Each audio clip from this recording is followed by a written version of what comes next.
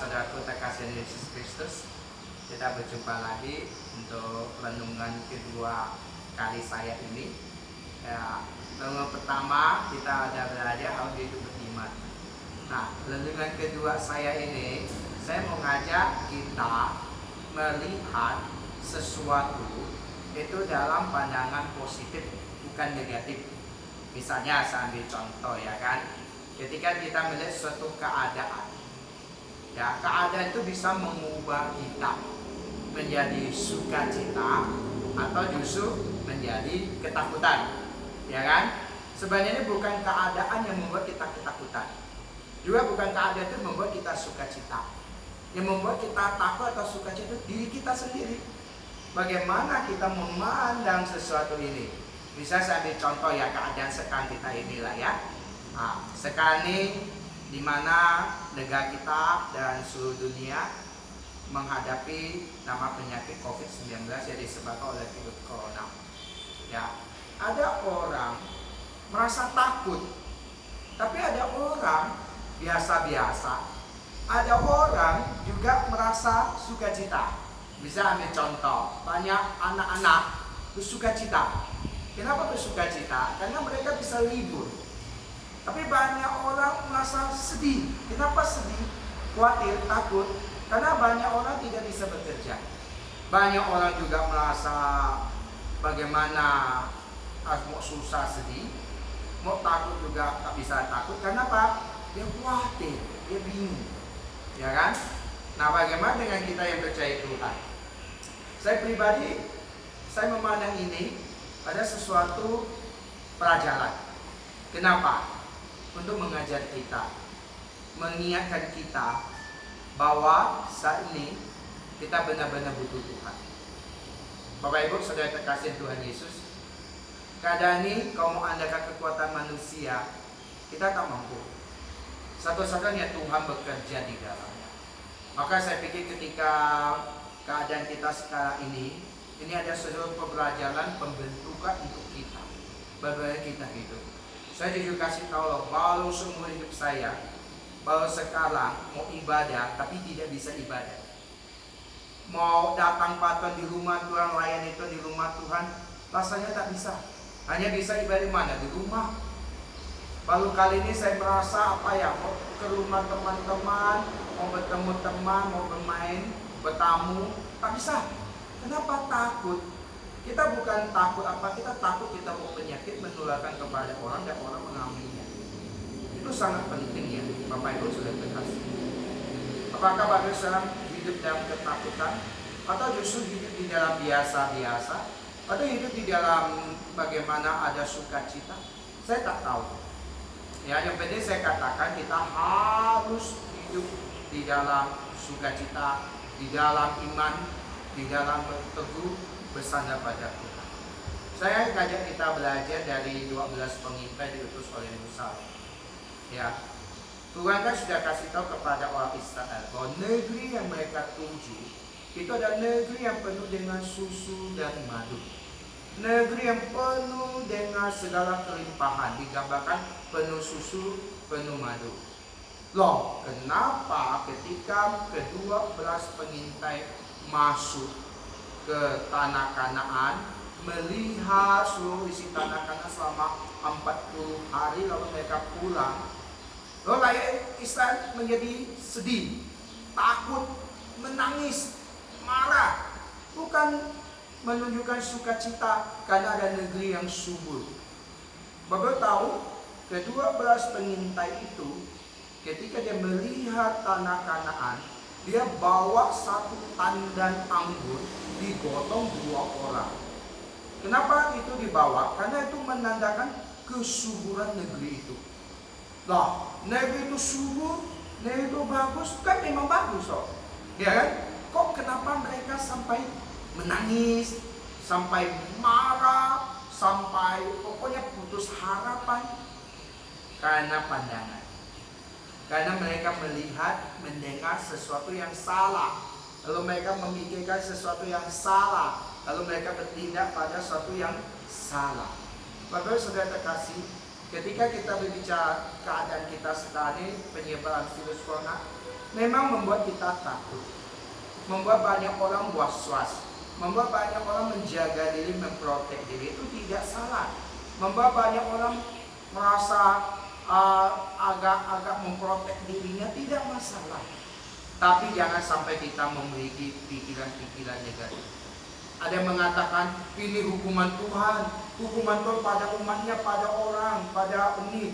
Ada yang mengatakan ini karena dosa, ini karena. Ada yang katakan ini akhir zaman, dunia mau kiamat. Itu pikiran-pikiran negatif.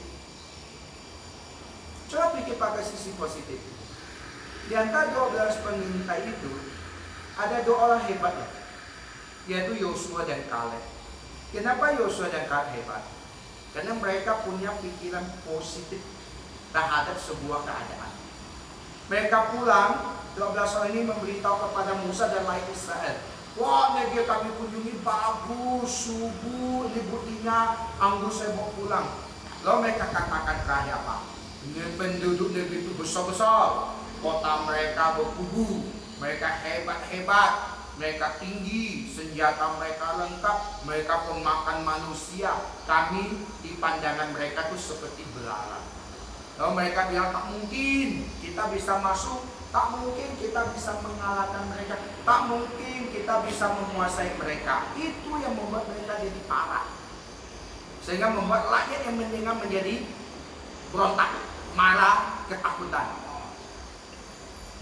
Ya, itu yang membuat mereka menjadi susah. Ini bagaimana Bapak Ibu Saudara? Ketika saudara Bapak Ibu melihat ini, melihat keadaan ini,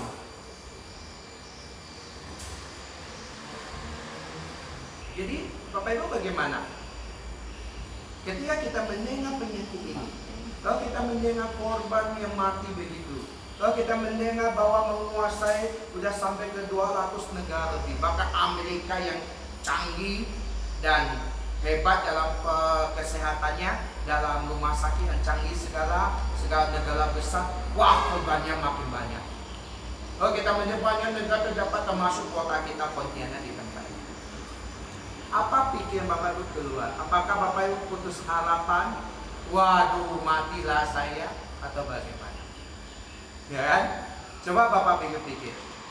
Kan? Ketika orang Israel mendengar kabar itu, mereka hanya melihat bahwa mereka tak mampu, mereka mati, lawan mereka berat, mereka tahu tidak ada masa depan, mereka tak mampu masuk tanah Kanaan.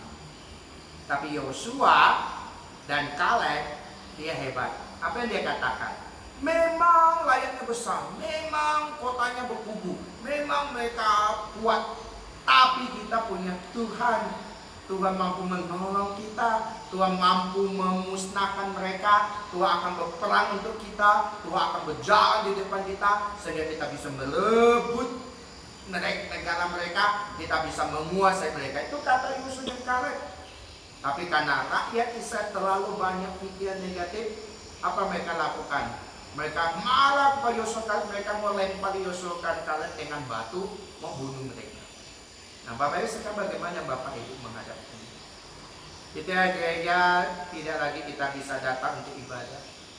Ketika kita tidak lagi tiap minggu harus datang dekat pada Tuhan. Ketika kita tidak mampu lagi untuk menghadapi situasi seperti ini.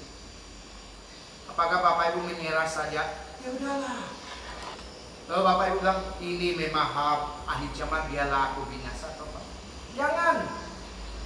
Belajar dari Yosua, pikir positif tentang masalah ini, pikir hal-hal yang baik dari masa ini. Masa ini bisa bagus untuk apa kita? Penginjilan. Masa itu apa? Untuk berkumpul dengan keluarga. Masa ini membuat apa? Merenungkan diri, mendekatkan diri kita kepada Tuhan. Dan Bapak harus percaya dan yakin, Tuhan ada, Tuhan mampu, dan Tuhan akan bekerja. Jangan pikir-pikir sesuatu tak ada harapan lah, tak bisa keluar lah. Bahkan ada orang menaksirkan, dia bilang, wah ini butuh 1 tahun lah, berbulan-bulan lah. Wah, ada yang sampai menaksirkan akan meninggal berapa juta orang lah. Apakah termasuk Bapak Ibu di situ? Saya jujur kasih ke Bapak Ibu, walaupun penyakit ini mengenai kita, lalu kita meninggal, bagi kita percaya Yesus, kita ke surga. Bapak harus membuat kamu bingung, lalu bertindak sesuatu yang salah seperti orang Israel. Bertindak sesuatu yang tidak baik dan tidak benar seperti orang Israel. Mari Bapak Ibu Saudaraku terkasih Yesus Kristus. Pikiran positif terhadap sebuah keadaan itu sangat penting. Karena itu akan membangun pribadi kita yang kuat untuk menghadapi semuanya itu. Pemerintah kita udah berpikir bahwa mampu mengalahkan. Buktinya Tiongkok mampu 2 bulan mereka bisa keluar dari masa kritis penyebaran virus ini. Kenapa kita tidak bisa? Jangan menambah beban kepada negara kita. Mari kita dukung dengan doa. Kita siap taati peraturan-peraturan negara kita. Kita jaga diri kita. Kita jaga kebersihan diri kita. Dan paling utama kita datang kepada Tuhan kita. Saya yakin Tuhan melindungi Bapak Ibu. Amin Bapak Ibu. Harus amin. Ya, dan Tuhan berkati kita semuanya.